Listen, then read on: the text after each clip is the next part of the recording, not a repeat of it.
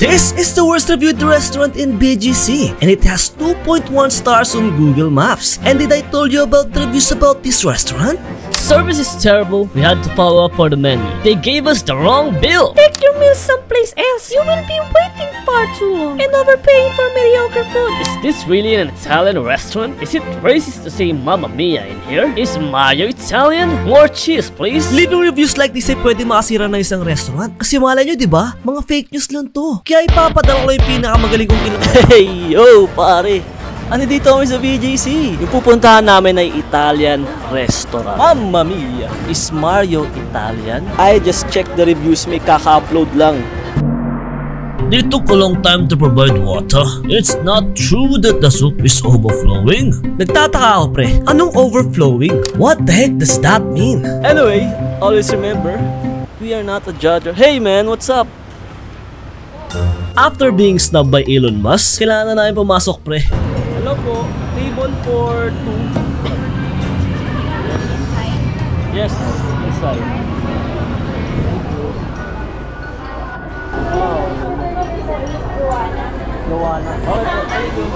Alright guys, we just got in. Wow, look at the setup. Wow.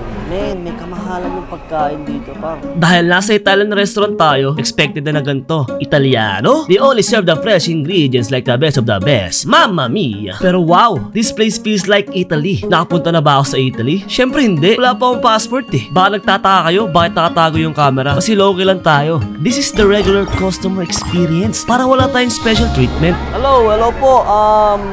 Isa pong calamari, isang fried mozzarella, tapos yung sa soup and salad po. Kasi kunyari, tumikim lang siya isang spoon. Considered na ba siya as sharing? Hindi naman, sir. May kasama na po ba tong salad? Yes po. Unlimited po tayo ng soup, salad, breadsticks. Once you ordered entree po. Okay. Okay, so I'll be serving your soup, breadsticks while waiting for the entree. And then your appetizer will be calamari, share, and fried mozzarella. Yes. For your drinks, 2 glasses of classic lemon tequila po. For the entree, lasagna, classic Coke, small portion, chicken carbonara, small portion. For your pizza, truffle and honey mustard. Yes, that would be all. Thank you po. Thank you. Salamat. Salamat. May mga terminologies sila sa menu nila na bago lang sa akin like never ending. In short, unlimited. To be honest, medyo skeptical talaga ako pagdating sa mga unlimited na ino-offer sa isang restaurant. Kasi in order to maintain something like this, minsan naapektuhan ng quality. Pero, tingnan natin. Oo, naalala ko yung isang review bro. Ang standard ng paghihintay sa isang restaurant ay 15 to 45 minutes. Sa dami ng in-order namin, mukhang matatagal lang kami. Tapos ang dami pang tao dito. Pero, Kaarating lang na never-ending lemonade. after 1 minute and 20 seconds pa lang ay nakalipas, dumating na agad yung 4 na in-order namin. And after another 10 seconds, dumating naman agad yung calamari at fried mozzarella. Dumating na yung only soup and salad and breadsticks. Ano dito na din yung mga appetizer. Calamari at mozzarella sticks. Bigla akong naalala yung ibang reviews, specifically yung sa soup. May kaalatan daw yung soup at yung tinapay daw walang lasa. Ang in-order ko ay yung zuppa toscana. To be honest, lasa siyang sopas. Hindi maalat. Pero baka ang balance out yung Unlimited to, di ba? Ayan. hindi ko lang kung kailangan mo siyang isaw-saw. Pero siguro nga. Kailangan ata isaw-saw. Tingnan mo sa akin. Masarap sa akin. It's like fancy sopas. It is fancy sopas. Since Italian sausage yung gamit dito and sa nakikita ko sa tsura ng soup, meron siyang cream na halo, nare-resemble siya sa lasa ng sopas. Ang pinagkaibahan lang nila ay wala siyang elbow macaroni tsaka hotdog. Yung kay Dab naman, pasta fagioli. I didn't make that up pare, ganun yung tawag sa kanya. Pero parang siyang tomato-based na soup. Toast. Ano mo ng Dab? Nagawa mo. Guys, mahilig ako sa salad. At pag nagustuhan ko. Light yung dressing. Hindi heavy. Ang juicy ng dahon. Gusto ko ba ng mozzarella? Mozzarella. Parang nuggets. Cheers.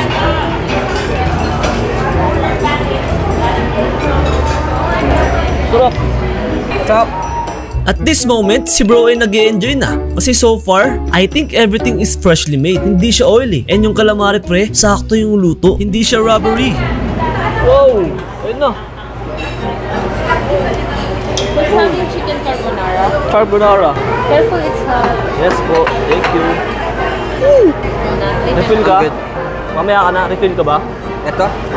Refillable. Oo, refillable. Ano yan, Dab? Never ending, di ba? Never end. Hindi ko lang bataw na to. Never ending nga eh. Pero nakita nyo yung in-order ko? Carbonara. Only people who eat carbonara knows the authentic one. And yes, no cream. Ang kailangan mo lang itlog at pecorino romano. And with the use of pasta water, you let the two ingredients emulsify, making the delicious sauce. But this one is different. This is their version of carbonara. Chicken test.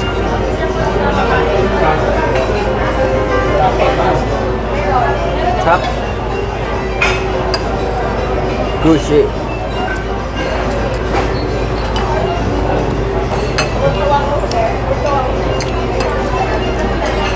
Oh, chicken is moist pare. Masarap na itong bell pepper. Pag kinain mo siya, pre, kasama ng pasta, hindi parang explosion ng flavors sa bibig mo.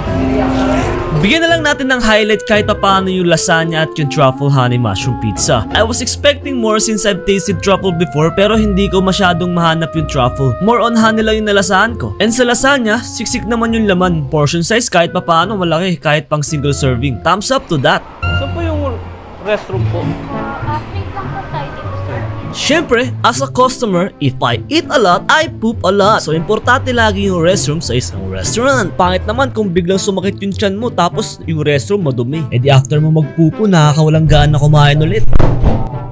Andi dito tayo sa loob ng CR. Oh my goodness. CR nila pre. Pero sanitizer sa CR nila tol. Oh yes, nice one. Ito na paborito ko para. Bidet check. Uy. Uy.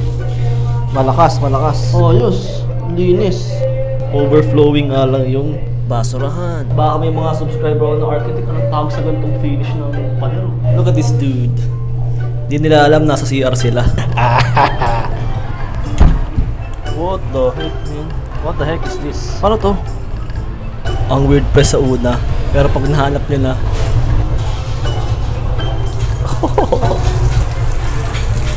yung tubig nung gagaling sa taas, pre. Meron din silang PWD restroom. Ito yung restroom nila, par.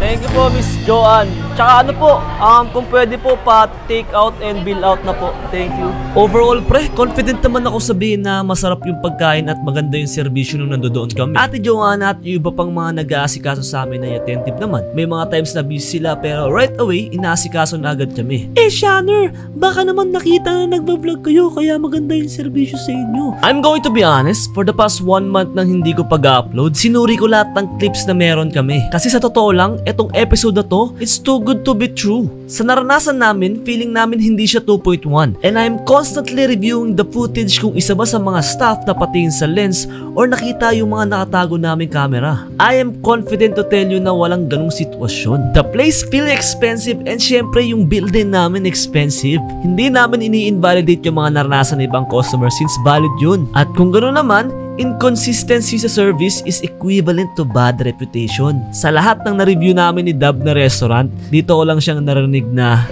Alam ko na saan na ako pupunta pag meron akong date. Sa Olive Garden.